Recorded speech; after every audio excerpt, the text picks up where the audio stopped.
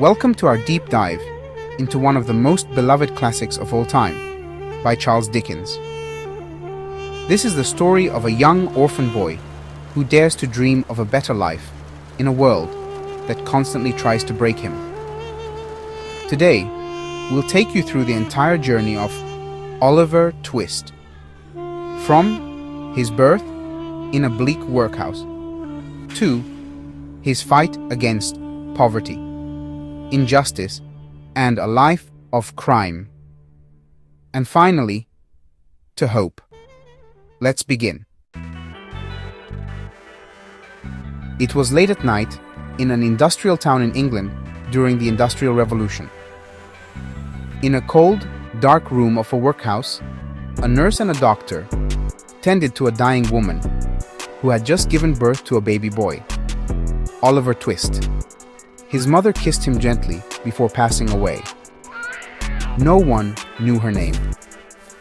Oliver was sent to live with other orphans under the care of Mrs. Mann, who pocketed money meant for their food. As a result, the children were always hungry. On his 9th birthday, Oliver was sent back to the workhouse.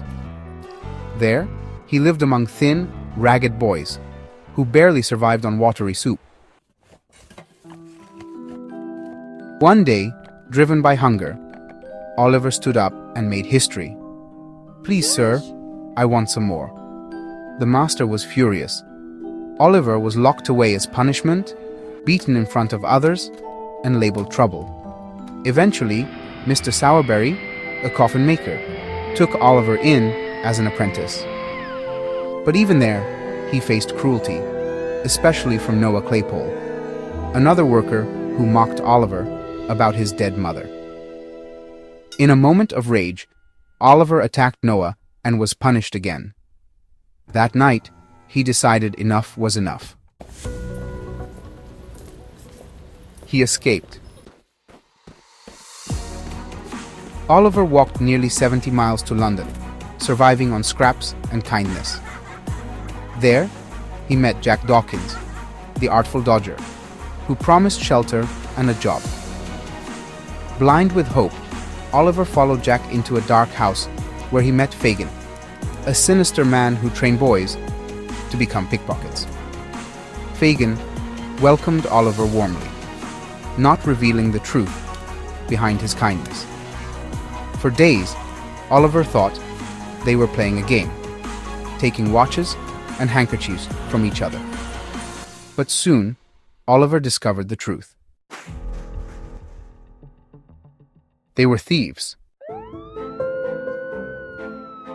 During his first attempted robbery, Oliver was caught.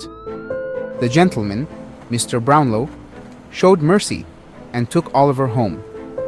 There, Oliver recovered in comfort, surrounded by kindness. He even saw a painting of a beautiful woman whose face looked eerily familiar.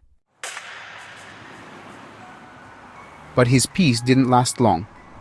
Nancy, working for Bill Sikes, kidnapped Oliver and returned him to Fagin, and worse was yet to come. Fagin and Sikes planned a dangerous heist and needed Oliver's small size to sneak into a wealthy home. At gunpoint, Oliver was forced to crawl through a tiny window and open the door for the thieves. As he entered the house, a shot rang out. Sound effect. Gunshot. Oliver was hit. The thieves fled, leaving him in the field to die. But fate had other plans.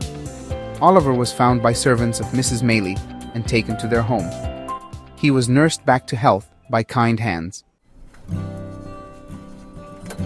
Rose Maylie, Mrs. Maylie's niece, treated Oliver like family. But when Dr. Losburn took Oliver to visit Mr. Brownlow in London, they found the house empty. Mr. Brownlow had moved to the West Indies. Back in London, secrets began to unravel. Nancy, torn between loyalty and guilt, secretly met Rose and Mr. Brownlow. She revealed Monks, Oliver's half-brother. who wanted Oliver to remain a criminal, so he wouldn't inherit their father's wealth. Monks had stolen a gold locket from Oliver's mother before she died. A locket that proved Oliver's true identity.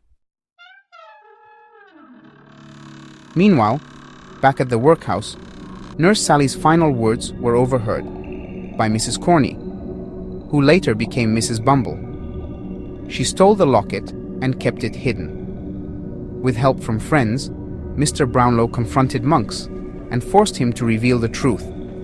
Oliver was the son of Edwin Leaford and Agnes Fleming, Rose Maylie's sister.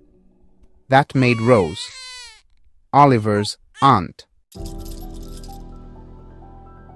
Fagin was arrested. So were Charlie Bates and Noah Claypole, now known as Morris Bolter.